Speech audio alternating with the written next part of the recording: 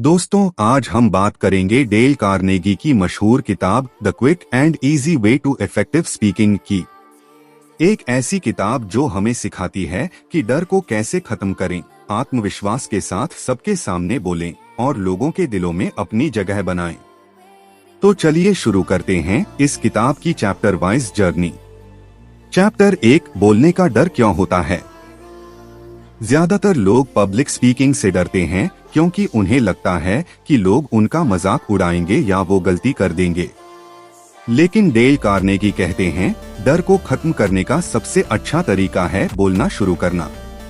Example, जैसे अगर कोई बच्चा साइकिल चलाने से डरता है तो वो तभी सीखता है जब वो बार बार कोशिश करता है। वैसे ही जब हम लोगों के सामने बोलना शुरू करते हैं, धीरे धीरे डर गायब हो जाता है। चैप्टर 2, तैयारी ही आत्मविश्वास है। जब आप अच्छे से तैयारी करते हैं तो आत्मविश्वास अपने आप बढ़ जाता है। बिना तैयारी के बोलना ऐसे है जैसे बिना ईंधन की गाड़ी चलाना। एग्जाम्पल, अगर आपको स्कूल में भाषण देना है और आपने पहले से नोट्स तैयार कर लिए हैं, दर्पण के सामने अभ्यास कर लिया है, तो मंच पर आप पूरे विश्वास के साथ बोलेंगे।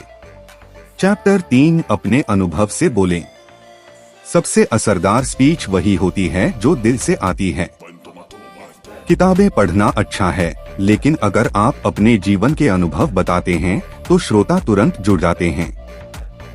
एग्जाम्पल, अगर आप बताएं कि मैं भी एक वक्त में बहुत शर्मीला था, लेकिन हर दिन 5 मिनट दर्पण के सामने बोलने की प्रैक्टिस की, तो लोग आपसे ज्यादा रिलेट करेंगे। चैप्टर 4, पहले प्रभाव डालो। शुरुआत ही सब कुछ तय करती है। आपकी पहली पंक्ति लोगों का ध्यान खींचनी चाहिए। कभी भी बोरिंग शुरुआत न करें।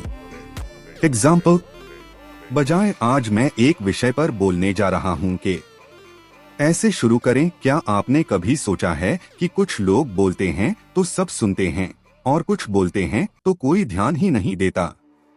चैप्टर 5, सरल और स्पष्ट बोलो। लोगों को आपका ज्ञान नहीं चाहिए, उन्हें आपकी बात समझनी चाहिए। कठिन शब्दों की जगह सरल भाषा का इस्तेमाल करें। एग्जाम्पल, कम्युनिकेशन के बजाय बात करने की कला कहना आम लोगों को ज्यादा जोड़ता है। चैप्टर 6, भावना से बोलो। आपकी आवाज में भावना होगी तो शब्द अपने आप असर करेंगे। भावना रहित बोलना ऐसे है जैसे बिना नमक का खाना। एग्जाम्पल, अगर आप किसी को प्रेरित करना चाहते हैं तो खुद में भी वो ऊर्जा महसूस करें, तभी आपके शब्दों में ताकत आएगी। चैप्टर 7, सुनना भी कला है। इफेक्टिव स्पीकिंग सिर्फ बोलना नहीं, बल्कि दूसरों को समझना और सुनना भी है।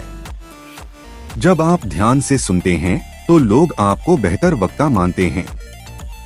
एग्जाम्पल, अगर आप किसी मीटिंग में हैं और हर किसी की बात गौर से सुनते हैं, तो जब आपकी बारी आती है, लोग आपकी बात पर ज्यादा भरोसा करते हैं। चैप्टर 8, अभ्यास ही कुंजी है। किताबें और थ्योरी तब तक बेकार हैं जब तक आप प्रैक्टिस नहीं करते।